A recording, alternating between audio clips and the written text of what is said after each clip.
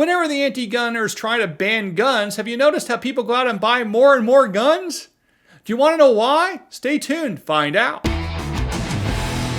Hey folks, I'm Mark Smith, best-selling author, constitutional attorney, member of the U.S. Supreme Court Bar, and proud American gun owner. If you haven't subscribed to the Four Boxes Diner Second Amendment channel, please do so and show your love for our right to keep and bear arms. Okay folks, I've always told you that the difference with this channel is I want to make you the smartest person in the room when it comes to the Second Amendment and things that touch on gun policy. I'm just not going to take the news stories and regurgitate them and give you some analysis. That's fine. But I want to make you extra smart and understand a lot of the things that go on deeper than the headlines. And that's what today's video is about. We know, for example, that every time the anti-gunners go out there and try to ban guns, there is a run on gun stores. They want to ban the AR-15. People run out and buy more AR-15s. The anti-gunners try to ban standard capacity magazines that hold more than 10 rounds, which they label large capacity magazines. People go out and buy a lot of more magazines.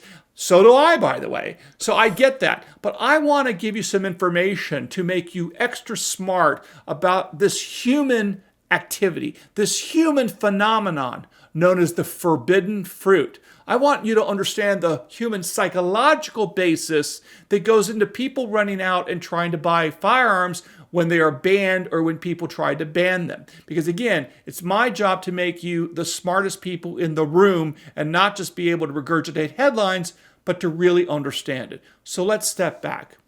The notion of the forbidden fruit goes like this, that anything that people or government makes harder to get, harder to experience, makes it in some ways more appealing to people, makes it more desirable. When you ban certain books, people are more likely to go out and try to read or buy that book to understand why is it banned.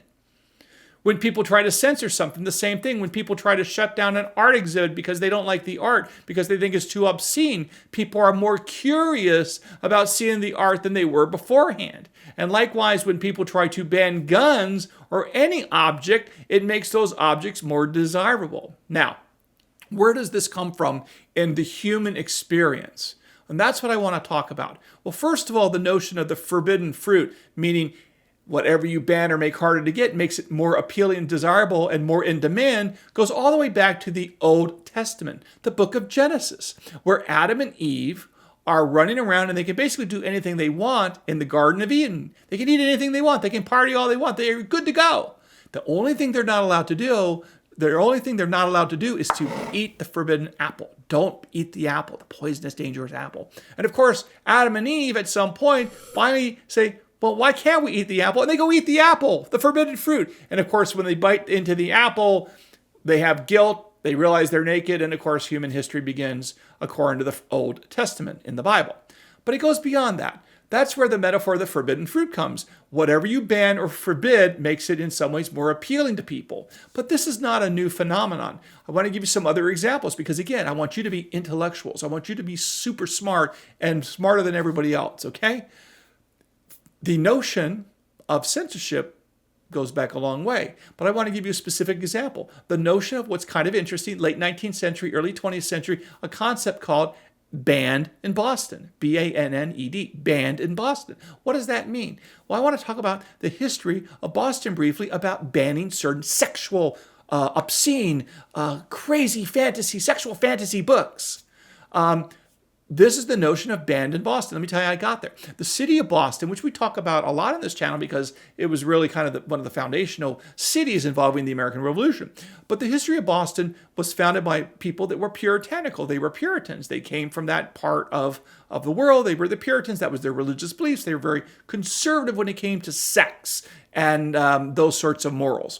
Well, after the Puritans kind of went away, Boston was inherited by an immigrant class of Irish Catholics. And the Irish, being Roman Catholics, also had very conservative views about sexuality and whatnot, and obscenity.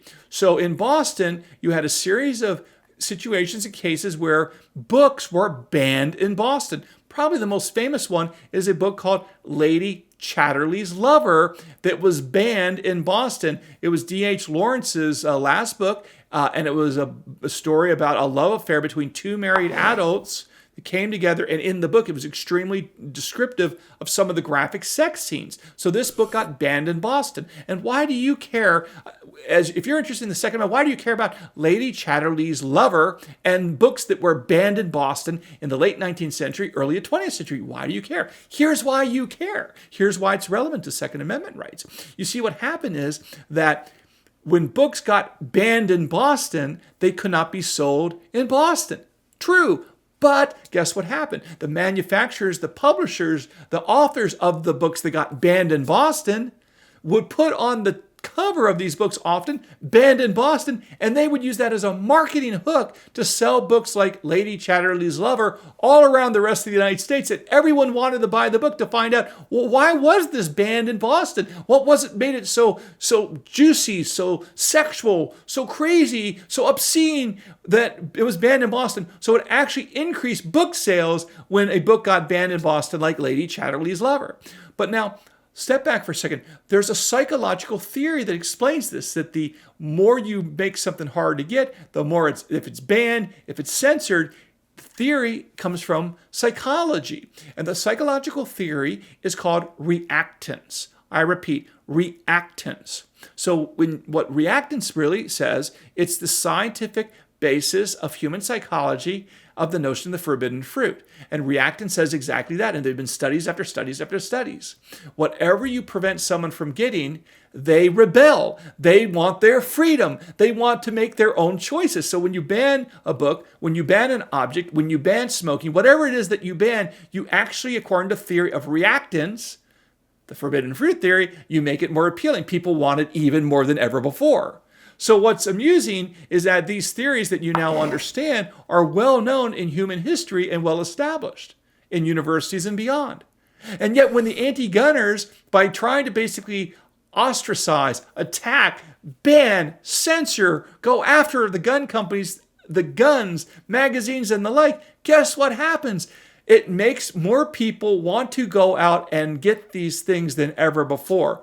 And of course, we also know a lot of times you want to get the guns before they're banned. So you have the guns. Of course, we know that. Anyone can say this, but I want you to understand some of the human psyche to the point that in some ways, by the anti-gunners publicizing that guns are terrible and magazines are terrible and all this stuff is terrible, terrible, bad, bad, one wonders whether or not it's actually backfiring on the anti-gunners because it's making these objects more appealing. So again, hopefully you learned a little bit something here today about the notion of reactance, the forbidden fruit theory, some of the history behind this, so you can understand not just why, not just how and why people buy more guns when they get to ban them, but also sort of the fundamental human psychology that goes into this. And ask yourself the question, in some ways, are the anti-gunners their own worst enemy by making guns more popular than ever before, in part because of their efforts to ban people from being able to get them?